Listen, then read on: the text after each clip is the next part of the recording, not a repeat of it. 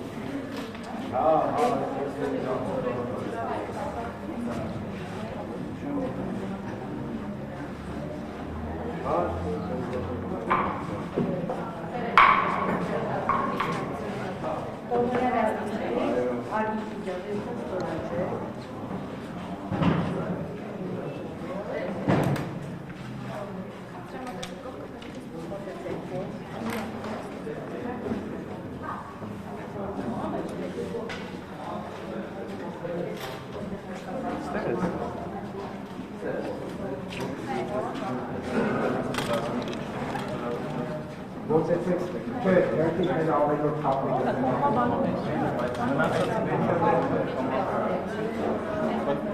կատրոնով մոտենում եք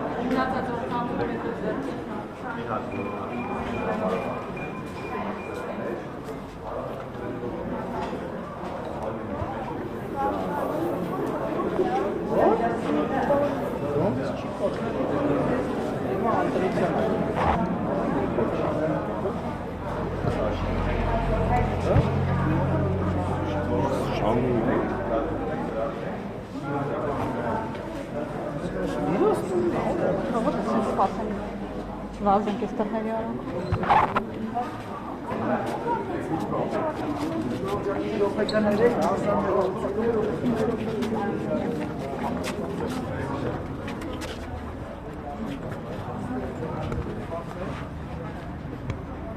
Պարոն Եսոյան, Սենց լավ է։ Բայց մի վարքյան կխնդրեմ Սպասում եմ։ Պարոն Եսոյան,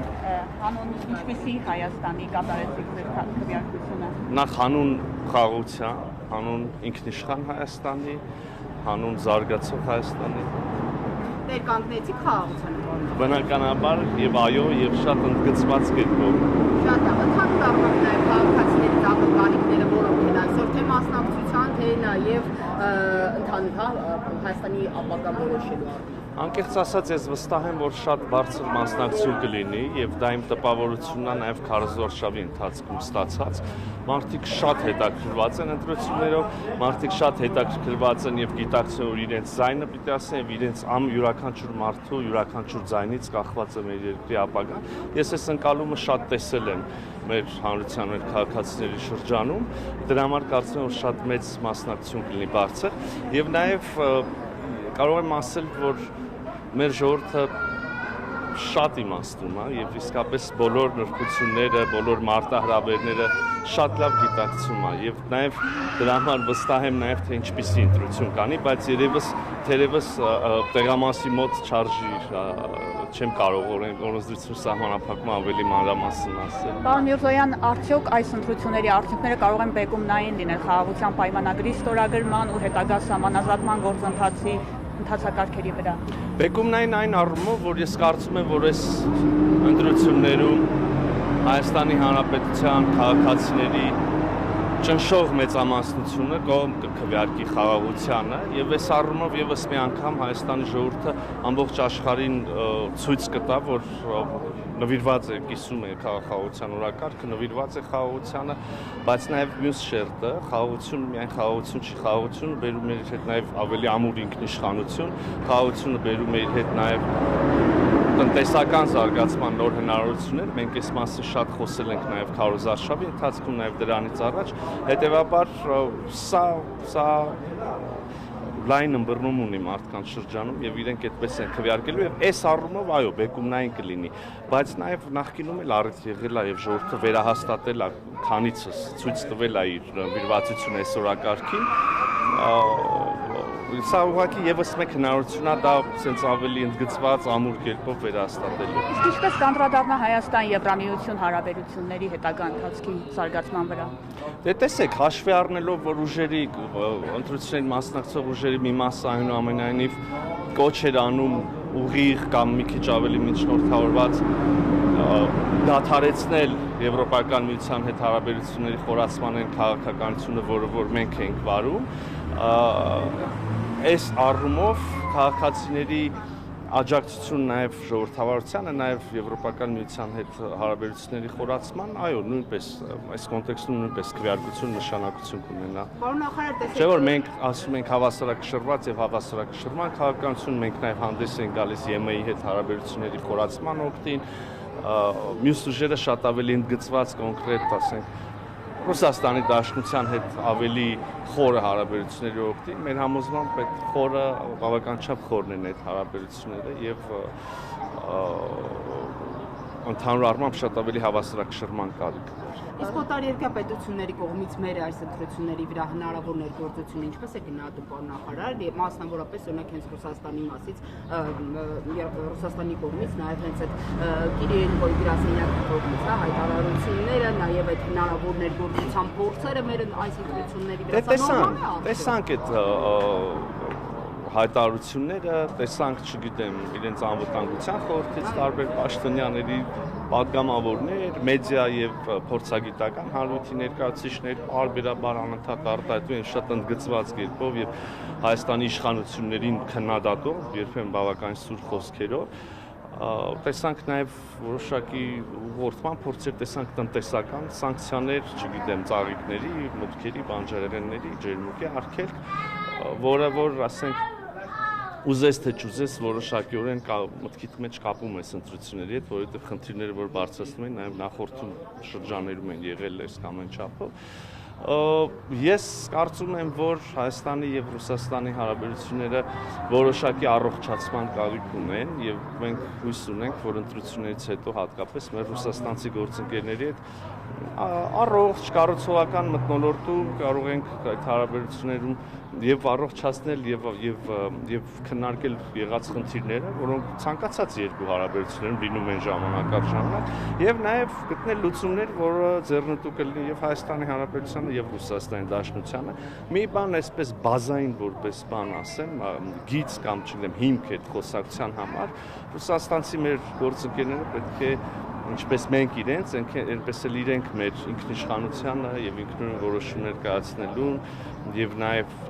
հարգանքով վերաբերվեն եւ ավելի կառուցողական մոտեցում Քիչ առաջ վարչապետը հարցից պատասխանեց, նշեց, որ Հայաստան-Ռուսաստան հարաբերությունների նկատող լարվածությունը արհեստական է։ Կարծում համակարծիք եք դրան։ Չէ՞ որ մենք գործնականում գետնի վրա տեսնում ենք, որ դրանք զուտ միայն հայտարարություններ չեն, այլ կոնկրետ գործողություններ։ Այո, միանշանակ արհեստական են, որովհետեւ հիմք դրանց համար չկա։ Այս առումով իհարկե արհեստական են եւ այդ լարվածությունը կոնկրետ մի կողմից կամ մի կողմի որոշ ինստիտուտների կողմից ավելի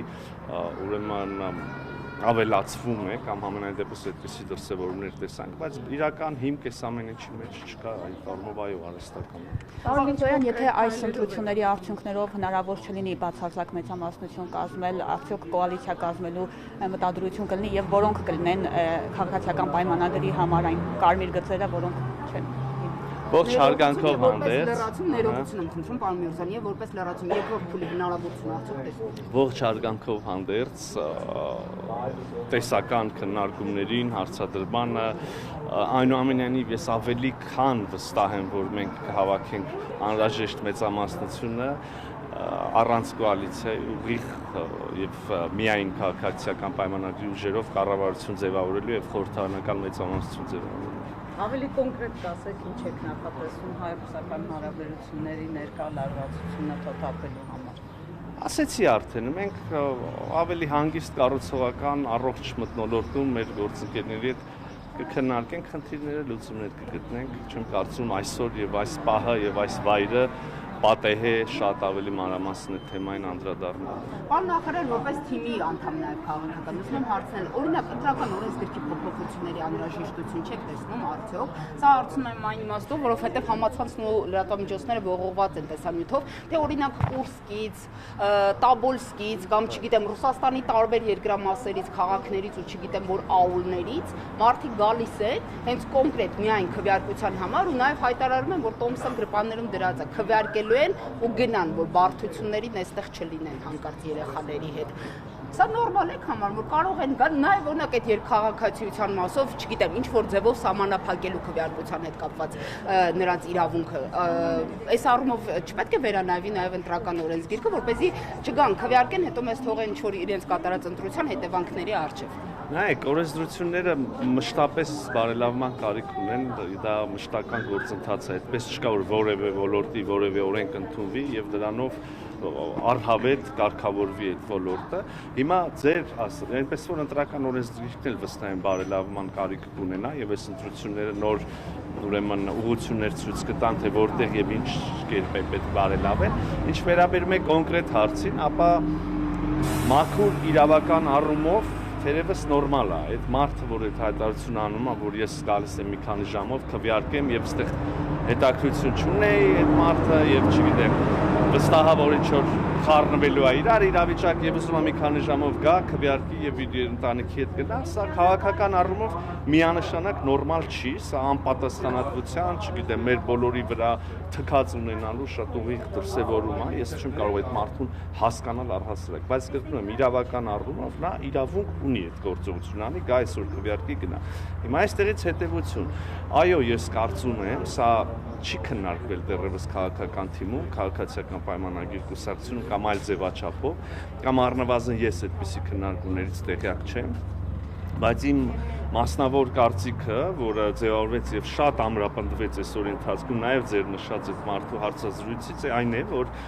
կարծում եմ, որ քաղաքացիությունից բացի վերջին, չգիտեմ, 1, 2, 3 քննարկելի է տարիների ընթացքում մշտական բնակչության, այսինքն ռեզիդենտության ցենզել արժի մտցնել, ասենք օրինակ, այն մարդիկ, ովքեր որ վերջին 3 տարում շատ պայմանական հիմա թվեր եմ ասում, 6 ամիս քաղաքացի են բնականաբար եւ վերջին 3 տարում 6 ամիս բնակվել են Հայաստանում մշտապես։ Ինչ որ այսպիսի մի մեխանիզմ պետք է, որովհետեւ տեսնում ենք, որ այո, մեր քաղաքացիություն ունեցող մարդիկ կարող են չգիտեմ 9 տարի ապրել որևէ օտար երկրում եւ հետո մի քանի ժամով գալ եւ որոշել մեր բոլորի ապագան եւ հետո էլի գնալ եւ այս պատասխանատվությունը չկա։ Արմյոզյան, իսկ հետընտրական զարգացումների ռիսկ տեսնում եք, եթե ընդդիմությունը արդյունքների հետ համաձայն չլինի եւ ինչ եք անելու ներքին կայունություն ապահովելու համար, թե նման ծավալներ չեն դիմել։ Հարգելի գործընկերներ, ուրեմն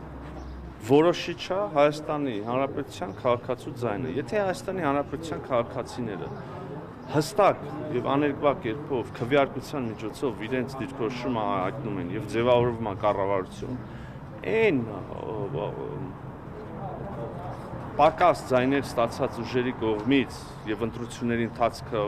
համապատասխանում է բոլոր միջազգային չափանիշներին, ժողովրդավարը ազատ կամ արտահայտման հնարավորություն կա, արդյունքներ չեն կեղծվել, իսկ Հայաստանում վաղուց ընտրությունները այդպիսին են, ամենա 2018 թվականից մենք ունենք բոլոր միջազգային հեղինակավոր կազմակերպությունների ամենաբարձր դրական կարծիքները։ Հիմա այսպիսի պայմաններում, երբ որ ձևավորվում է քվեարկություն կայանում է, ձևավորվում է իշխանություն եւ ինչ որ ուժ փորձում է խժդժություններ հրահրել, դա այսինքն ստացվում է, որ դա սահմանադրական կարգի տապալում է, էլի ըստ էության, սա իրավական առումով եւ իրավաբաններ ավելի լավ գնահատական կտան, բայց քաղաքական առումով սա միանշանակ ստացվում է, էլի ժողովրդի կարծիքի վրա թքել, ժողովրդի, այսինքն ինչ է, ժողովրդի X 50+ ենթադրենք տոկոսը կամ չգիտեմ որևէ բանով արդյունքով ձևավորվում են քվեարկության արդյունքները եւ քվեարկության process-ը չի վիճարկվում եւ ինչ որ մի ուժ գա ասի ես համաձայն չեմ, այտենց չի աշխատում։ Դա ժողովրդավարություն չի, ժողովրդավարությունը քվեարկությունն է։ Հետեւաբար, երբ որ դա արդեն ժողովրդավարություն չի, դա քաղաքական process չի եւ այլ բանական, դա հետեւաբար այստեղ արդեն գործ ունենք հավանաբար իրավական իրավապահ մարմինների գործառույթների հետ, բայց ես չեմ ուզում մի փոքր անգամ բանա անզգույշ լինել ձևակերպումների մեջ, որ հանկարծ որպես բան չհնչի, բայց դասագրքային աքսիոմատիկ ճշմարտություն է, քվեարկության, եթե քվեարկությունը արդար, ազնիվ, թափանցիկ, ազատ է եւ ոչ մի օրինախախտում չի եղել, քվեարկության արդյունքները չընդունելը դա մարտահրավեր է սահմանադրական կարգի եւ մենք սա իհարկե չենք թույլ տա։ Տեսեք, պարոն նախարար, բայց հրապարակված ձայնագրություններից մեկում էլ հենց խոսվում էր Պերևառոտ, այսինքն հեղաշրջում կազմակերպելու մասին, եւ բացի այդ կան տեղեկություններ նաեւ այն մասին, որ Ռուսաստանից կներեք, բայց բերված այդ 100,000 մեր հայրենակիցները հենց այն նպատակով են ոչ միայն բուն քվեարկության այսօրվա քվեարկությանը մասնակցելու համար, այլ նաեւ հետընտրական process-ներում, հա, այսպես իբրև դժգոհություն գեներացնելու, հանրահավաքների մասսայականությունը ապահովելու համար։ Նրանք ովքեր մտածում են Պերևառոտի մասին, հեղաշրջման մասին, գլուխները պատին են տվել։ Ասվել է 1000 անգամ ու էլի կասվի։ Պետության համը բերաններում ամանալու։ Իրանք էլ տարիներով, որ կհանդգնի մարտահրավեր նետել Հայաստանի Հանրապետությանը, մեր պետականությանը, մեր ինքնիշխանությանը, մեր սահմանադրական կարգին, տարիներով կփտեն բանտերում։ Ուրեմն սա իսկապես եւ մենք մեր խոսակցությունը սկսեցինք նայել, թե ինչի համար քվեարկեցինք։ Սա իսկապես ինքնիշխանության եւ մեր պետականության